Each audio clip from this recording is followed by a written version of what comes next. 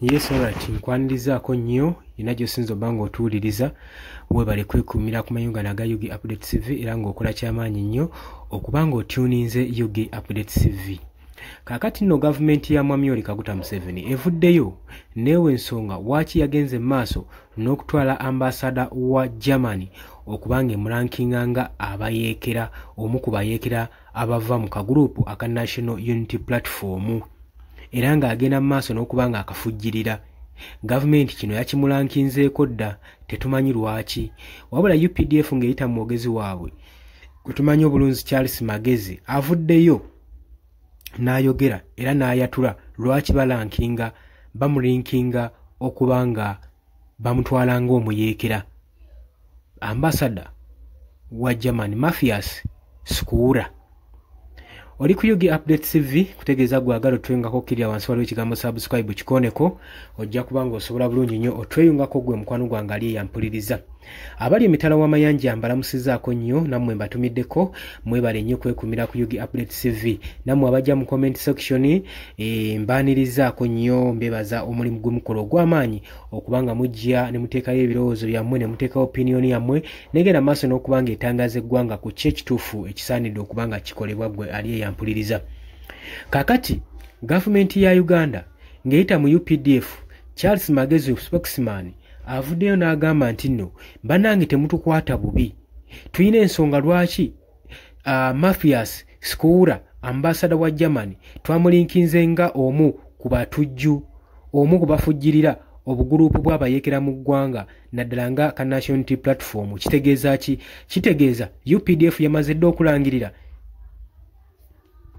ti ekibiina kya National Unity Platform kibiina ky'abayeekera. Tetumanyi kuva ddi nga bakirankinga nga ekyabayeekera, ekyo tetunnakimanya, naye okusinziira ku mwogezi wa UPDF Uganda People's Defence Charles Magezi avuddeyo n'abyasanguza nti nno ono tumuvunaana olw'okuba nti nno yeenyigidde mu kukwatagana n'abayeekera abagala okumwamulako gavumenti eno eri mu buyinza eya Mwami Yoweri Kaguta Museveni. Lwaki bino byonna babyogera olw'ensonga nti tujjukira bulungi nnyo ambasada ono wamu ne European Union bagenda maaso basinkana ekibiina kya National Unity Platform wali ku kitebe ekavule abakulembeze baakyo bonna ne bafunamu discussion eyatwalibwa okubanga yali ya ssaawa nnyingi nnyo era ne kiraliikiriza gavumenti ku biki bye bayinza okubanga bateeseganyizza n'aba opposition. Jjukira nti nno bano ba diplomatic okwatagana n'ekibinja kyonna ekiri ku ludda oluvuganya gavumenti eba ekiraba bulala. Kakati y'ensonga eno lwaki gavumenti etaddewo embiranye wakati wa ekitebe kino ekya Germany saako ne gavumenti y'eggwanga erya Uganda. Wabula mu kusinkana bayogera ku nsonga nnyingi nnyo omuli n'okukritisayizinga ku buli bw'enguzi obufumbekedde mu gavumenti ya Uganda. Newankubadde ebyo weebiri tetwalabako move yonna ekolebwa oba nakabonero konna kalaga nti nno ambasada ono abadde ateeseganya issues za buyeekera n'ekibiina kino ekya National Unity Platform nga bo aba UPDF we bagamba Charles Magezi agamba nti nno Matthias Skura ambasada wa Germany yabreakinze amateeka ga Vienna Covenant eyasayiningibwa mu myaka gya 1800 eyo nga nno kino kyali kiganyiddwamu okubanga kiwa engeri ba diplomatic abava mu mawanga ag'ebunaayira engeri gye baba balina okweyisaamu nga batuuse mu nsi eyo oba ku bitebe byabwe. Agamba nti ekyo kye yakoze kiwoobula kitiibwa kye nakweraliikiriza ggwanga gavumenti ya Uganda kubanga ba diplomatic seeba tebalina okweyisa. Kitegeeza nti nno ambasada bamulanga okusinkana abakulembeze b'ekibiina kino ekya National Platform era bagamba tweraliikiridde naddala mu kano akaseera nga akalulu ka 2026 kasemberedde. Gavumenti egamba yeeraliikiridde nnyo obugurupu bw'abayeekera obugenda maaso n'okwetondawo nga buyita mu opposition figures era nga bagamba bagenze maaso n'okulumiriza Robert Kyagulanyi Ssentamu nti alina obugurupu bungi obw'abayeekera abeekuusa ku kibiina kino ekya National Unity Platform nga beefudde nti nno ba opposition abagenda maaso n'okuyeekera eggwanga okuyeekera gavumenti ya Mwami Yoweri Kaguta Museveni.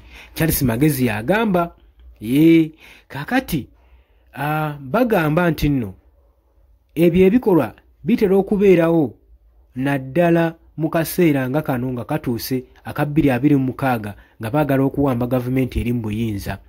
Wabula yo gavumenti ne Mwami Yoweri Kaguta Museveni basinziddawo ne bagenda maaso n'okukkaatiriza n'okuwa bannayuganda amagezi naddala abavubuka mu kifo ky'okwenyigira mu bubinja obugenda maaso n'okwagala okwamulako gavumenti beenyigire mu bikolwa ebigenda maaso n'okuyamba eggwanga, ddala beenyigire mu projects ne programs eza gavumenti zegenda maaso n'okuteekawo ezirimu developmental schedules basobole maaso n'okwekulaakulanya saako n'okubaako kye beekolera mu ggwanga lyabwe.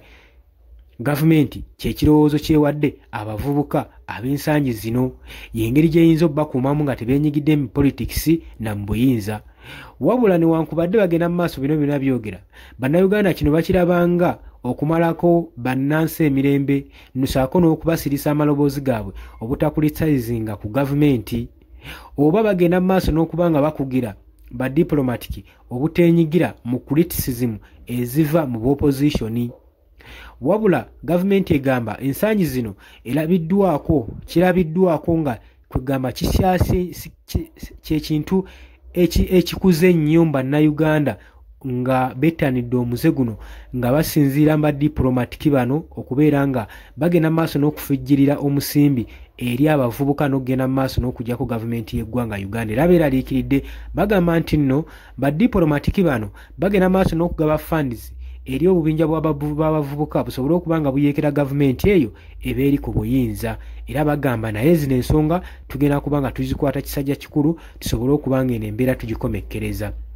Ye Ambassador Mathias Kuura owa Germany tanaba kubanga avaayo ku bino ebimwogerwako akyasirise, agamba nti awo boogere nze ndi ku byange just bansibako matu ga mbuzi kundiisango. Wabula woba obitunuddemu tewali nsonga, tewali na mbeera egaana Ambassador kusinkana ludda lw'opposition kwokubabuuzaako bino ensonga ziri zitya, human rights violation ziri zitya mu ggwanga Uganda, human rights abuse butya bwe tuyinza okukola, ki kye mukozeewo, ki kye mwagala, gavumenti mwagala ekole ki. Nze ndowooza ze zimu ku consultations babanoonya mu opposition bano, kubanga sigamba nti nno olw'okuba nti nno bali mu gavumenti nga bali mu ggwanga omuli gavumenti eri mu buyinza nti balina kusinkana ba gavumenti bokka bokka. Ne figures z'opposition ziba zirina okuba nga zijjukira eggwanga ddamba si kitebe, tekirina kuba nga kikolagana na gavumenti, kitebe ekiri neutral mu ggwanga era tebalina genda maaso na kukivunaana waaki kituukiridde aba opposition nekyogererwa nabo. Tekisaanidde. Golowooza otya ku nsonga eno? Kwanirizaako mu comment section. Abali emitala w'amayanja mbatumiddeko nnyo, mbagala nnyo, tugenda kuba nga tukomawo.